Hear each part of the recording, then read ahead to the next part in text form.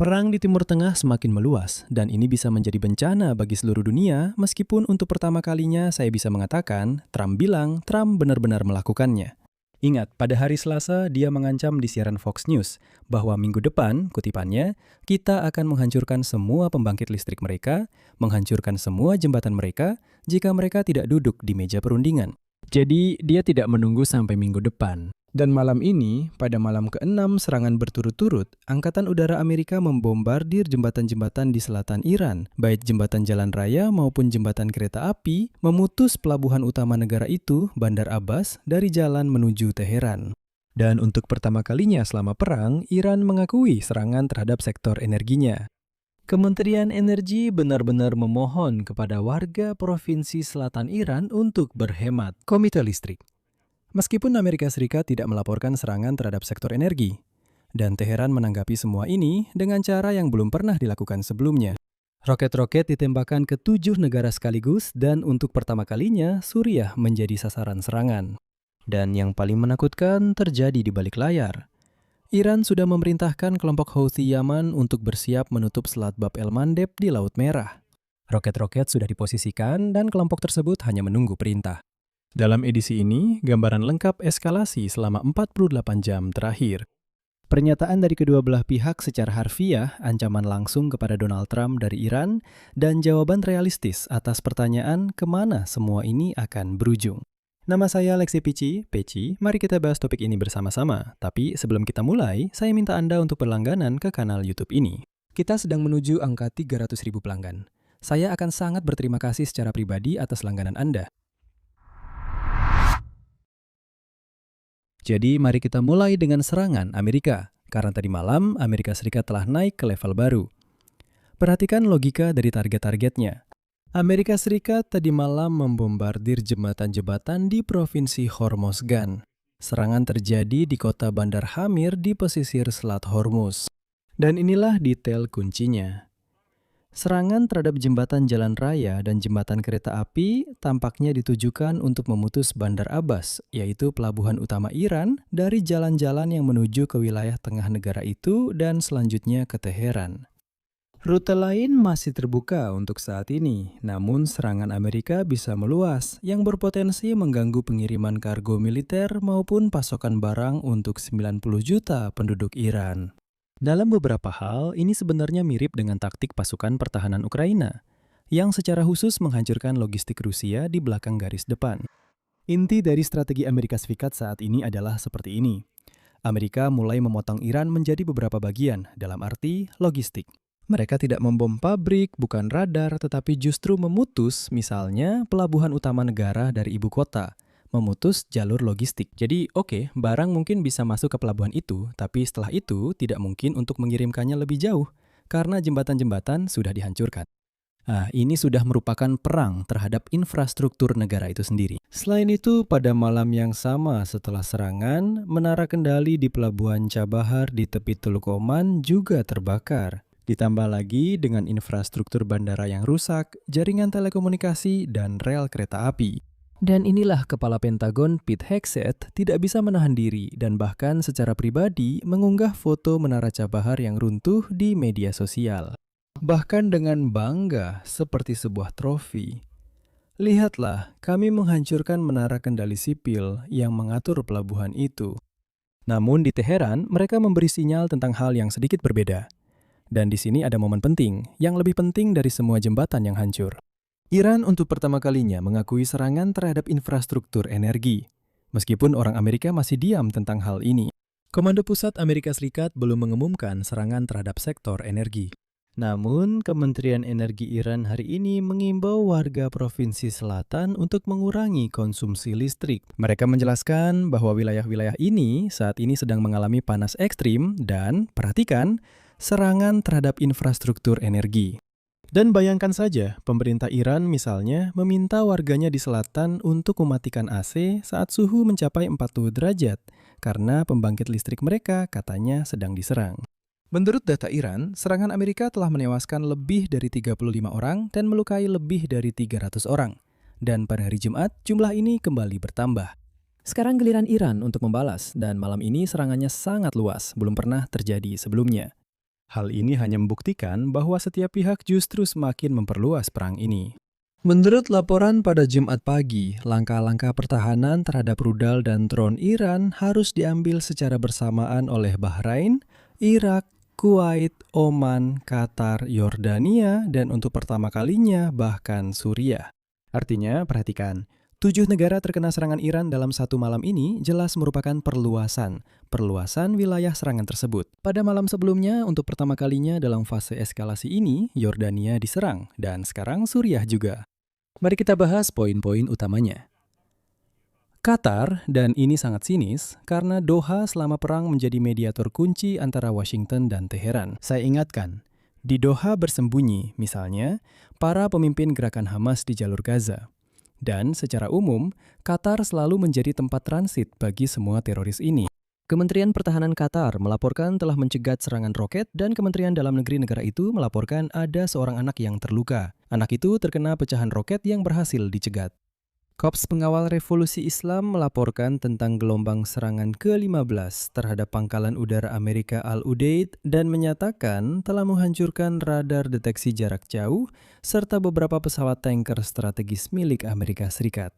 Jika hal ini dikonfirmasi, ini merupakan kerugian serius bagi pihak Amerika.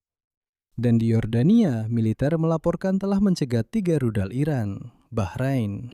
Menurut pernyataan Korps Pengawal Revolusi Islam Iran, fasilitas militer Amerika di Jufair telah diserang. Dan kejutan malam ini adalah Suriah. Korps Pengawal Revolusi Islam menyatakan bahwa mereka telah menyerang pasukan Amerika di pangkalan At-Tanf di Tenggara Suriah. Mereka menyebut ini kutipan dari kantor berita Tasnim sebagai pembalasan atas serangan mematikan Amerika terhadap Iran. Ini omong-omong adalah serangan langsung pertama Iran tepatnya di wilayah Suriah selama seluruh perang. Dan jelas bahwa geografi perang ini telah meluas ke satu negara lagi. Di sini memang mulai terjadi kebingungan informasi.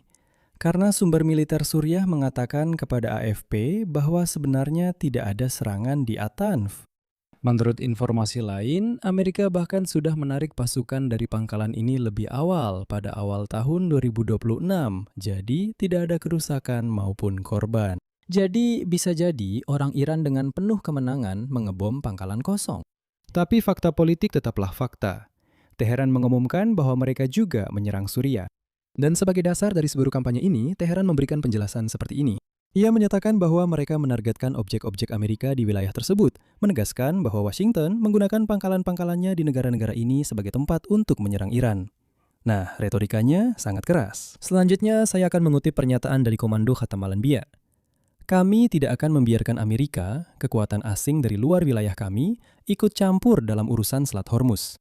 Jika ancaman terbarunya, termasuk serangan terhadap infrastruktur Iran, benar-benar dilaksanakan, yang dimaksud di sini adalah Donald Trump, maka seluruh infrastruktur di kawasan ini akan dihancurkan oleh serangan kuat dari pasukan Iran. Seperti yang Anda dengar, seluruh infrastruktur kawasan ini adalah ancaman langsung. Bukan kepada Amerika omong-omong, tapi kepada Dubai, Doha, Riyadh, dan semua orang yang ada di sekitarnya. Dan hari ini, ledakan kembali terdengar di Dubai. Selain itu, serangan Iran merusak pembangkit listrik dan instalasi desalinasi air di Kuwait.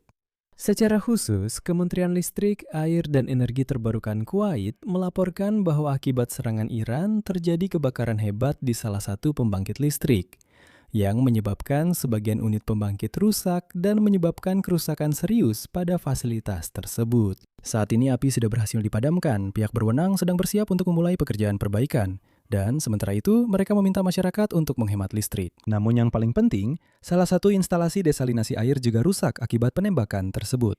Instalasi semacam ini memenuhi 90% kebutuhan air negara tersebut. Artinya, Iran sudah mulai menyerang infrastruktur vital. Namun Iran masih belum mengeluarkan kartu truf terakhirnya, meskipun sudah siap untuk digunakan. Reuters mengutip 3 sumber termasuk 2 pejabat tinggi Iran dan 1 sumber regional menulis, Iran meminta gerakan Houthi Yaman untuk bersiap menutup Selat Bab el-Mandeb, gerbang menuju Laut Merah, jika Amerika Serikat menyerang infrastruktur energi Iran. Pertama-tama, ini bukan lagi sekadar ide mentah. Menurut sumber, masalah ini telah dibahas oleh Iran. Masalah ini berada di tingkat kepemimpinan Republik Islam Iran dan telah disampaikan kepada kelompok Houthi. Kedua, semuanya sudah siap. Sumber yang dekat dengan kelompok Houthi mengatakan bahwa kelompok tersebut telah menyelesaikan persiapan untuk melakukan serangan terhadap pelayaran dengan menempatkan rudal dan drone di dekat selat di dataran tinggi Yaman di atas Hodeidah dan Teluk Aden, dan sekarang menunggu perintah. Dan yang ketiga, keputusan paling penting tentang kapan tepatnya menutup selat Bab el-Mandeb akan diambil oleh perwakilan Korps Pengawal Revolusi Islam Iran yang sudah berada di Yaman. Artinya, seperti yang dikatakan, saklarnya bukan di tangan Houthi, tapi di tangan para jenderal Iran di tanah Yaman. Ngomong-ngomong, ingatkah Anda, minggu lalu Arab Saudi menyerang Bandara Sana'a di sana agar pesawat yang terbang langsung dari Teheran tidak bisa mendarat? Dan akhirnya pesawat itu mendarat di Hodeidah. Jadi tidak menutup kemungkinan bahwa perwakilan itu memang terbang dengan pesawat tersebut. IRGC. Apa artinya ini dalam praktik? Sudah kita bahas di episode sebelumnya, tapi saya ingatkan lagi angkanya, karena angka-angka itulah yang menentukan segalanya. Selat Hormuz telah ditutup sejak Februari. Satu-satunya jalur alternatif untuk Arab Saudi adalah pipa minyak timur barat menuju pelabuhan Yanbu. Pelabuhan Yanbu terletak di Laut Merah. Nah, hingga 75% pengiriman minyak Arab Saudi berasal dari sana dan langsung melewati Selat Bab el-Mandeb. Jadi, jika pintu kedua ditutup, maksudnya Selat Hormuz sudah ditutup, sekarang hanya tersisa Selat Bab el-Mandeb. Dan saat itu, eksportir minyak terbesar yaitu Arab Saudi sama sekali tidak akan punya jalur keluar ke para pembeli. Ya, kedua selat itu akan berada dalam genggaman Iran. Dan setiap ancaman terhadap Laut Merah berisiko memperburuk krisis energi global secara luar biasa. Ini juga menyoroti betapa berbahayanya eskalasi perang yang baru. Dan sekarang, coba gabungkan semua potongan puzzle ini. Trump pada hari Selasa menyatakan bahwa minggu depan Amerika Serikat akan mulai membombardir pembangkit listrik Iran. Iran pada hari Kamis sudah menyatakan bahwa jika kalian menyerang pembangkit listrik, maka kami akan menutup Selat Bab el-Mandeb. Amerika Serikat pada malam Jumat menyerang jembatan, tapi belum tentu mengenai sektor energi. Iran sebagai respon sementara belum menutup Selat Bab el-Mandeb, tapi untuk pertama kalinya menyerang Suriah. Dan secara keseluruhan, serangan dilakukan langsung ke 7 negara. Ini adalah tanda jelas bahwa Iran memang benar-benar memiliki rudal. Meskipun Donald Trump, saya ingatkan, pernah membanggakan diri bahwa dia sudah lama menghancurkan semuanya. Dan secara khusus, perlu dicatat adanya ancaman pribadi kepada Donald Trump dari otoritas Iran. Pertama, di pusat Teheran, di alun-alun Revolusi Islam, pada hari Rabu terdapat papan reklame dengan gambar Donald Trump yang terbaring di peti mati, dan tulisan, saya kutip secara harfiah, "We kill Trump", yang artinya kami akan membunuh Trump. Lalu selanjutnya beralih ke hal yang benar-benar bersifat pribadi. Menteri Luar Negeri Iran, Arakci, dalam suratnya kepada Dewan Keamanan PBB menulis, semua pangkalan, semua fasilitas, dan aset kekuatan musuh di kawasan ini harus dianggap sebagai target militer yang sah. Semua aset, rumusan ini memang sengaja dibuat samar, dan ada preseden yang mengerikan di baliknya. Pada fase perang bulan Maret, saya ingatkan, rudal dan drone Iran sudah menyerang Dubai. Saat itu yang menjadi sasaran adalah Bandara Dubai, Pelabuhan Dubai, Hotel Burj Al Arab, dan Fairmont Palm di pulau buatan berbentuk pohon palem yang terkenal di laut itu. Sekarang coba ingat, milik siapa pencakar langit, klub golf, dan menara bermerek itu berdiri di Dubai itu dan di seluruh Teluk Persia. Ya, itu adalah Trump Organization. Dan hari ini, orang-orang Iran sudah secara terbuka menyatakan bahwa jika Trump tidak berhenti, mereka siap untuk mulai menyerang properti Trump Organization di kawasan Teluk Persia. Mereka bahkan sudah merilis daftar target pertama. Ngomong-ngomong, gelombang informasi juga sudah sampai ke Dubai. Pihak berwenang Emirat hari ini terpaksa secara resmi membantah berita palsu tentang ledakan di downtown dan di dekat properti Trump Organization tersebut, serta mengancam akan menuntut secara pidana bagi siapa saja yang menyebarkannya. Jadi kepanikan itu sendiri sudah menjadi senjata. Pada gelombang serangan pertama, Dubai sudah sempat sepi. Kota itu sempat sepi untuk waktu yang singkat, jadi sekarang ketika ada upaya untuk memicu gelombang kepanikan seperti ini, itu lagi-lagi merupakan upaya untuk membuat orang-orang meninggalkan Dubai. Sekarang mari kita bahas kemana semua ini akan mengarah. Perhatikan struktur yang sedang terbentuk. Gencatan senjata sementara benar-benar telah runtuh. Sudah tidak ada lagi memorandum sejak lama. Selat Hormuz telah ditutup oleh Iran. Amerika Serikat memberlakukan blokade balasan terhadap pelabuhan-pelabuhan Iran. Dan tadi malam, militer Amerika bahkan menaiki secara paksa kapal tanker Wen Yao. Dan di lepas pantai Oman, sebuah kapal lagi terkena serangan dari pihak Iran. Harga minyak perlahan naik. Kedua belah pihak saling menyerang selama 6 malam berturut-turut. Dan tidak ada satupun pihak yang secara terbuka memberi sinyal siap kembali ke meja perundingan. Tangga eskalasi dari sini terlihat sangat jelas dan menakutkan, langkah demi langkah. Langkah pertama sebenarnya sudah dilewati malam ini. Langkah pertama adalah jembatan, logistik, dan serangan pertama yang diakui terhadap sektor energi. Jadi sekali lagi, Iran menyatakan bahwa serangan terhadap sektor energi sudah terjadi. Amerika Serikat diam saja soal ini. Langkah kedua adalah serangan besar-besaran terhadap pembangkit listrik yang telah diumumkan oleh Trump untuk minggu depan. Langkah ketiga secara otomatis adalah perintah dari Korps Pengawal Revolusi Islam kepada Yaman agar kelompok Houthi Yaman mulai menutup Selat Bab el-Mandeb. Dan pada langkah ketiga inilah kita akan berada dalam situasi yang paling sulit. Saat ini kita masih berada di langkah pertama, tetapi Amerika Serikat sudah mulai melangkah ke langkah kedua. Apakah ada peluang untuk keluar dari jalur ini? Ada, dan itu juga terlihat. Trump sekarang tetap memberikan sinyal tentang diplomasi. Melalui jalur perantara, Pakistan dan Qatar terus bekerja. Qatar bahkan di bawah serangan rudal Iran tetap tidak keluar dari peran sebagai negosiator dan secara resmi membantah bahwa mereka setuju untuk melakukan aksi militer terhadap Iran. Artinya, Doha tetap menjadi pusat diplomasi. Artinya, jalur diplomasi masih tetap hidup. Masalahnya bukan di situ. Kedua belah pihak saat ini benar-benar percaya bahwa hanya satu pukulan lagi dan lawan pasti akan hancur. Trump percaya bahwa jembatan dan pembangkit listrik akan memaksa Teheran menyerahkan Selat Hormuz. Dan Teheran percaya bahwa ancaman penutupan Selat Bab el-Mandeb dan ancaman terhadap properti Donald Trump pasti akan memaksanya mundur. Dan ketika kedua pemain yakin bahwa kemenangan hanya tinggal satu serangan lagi, namun tak ada yang mau berhenti. Dan sekarang semua perhatian tertuju pada dua faktor. Apakah Trump akan membom pembangkit listrik Iran?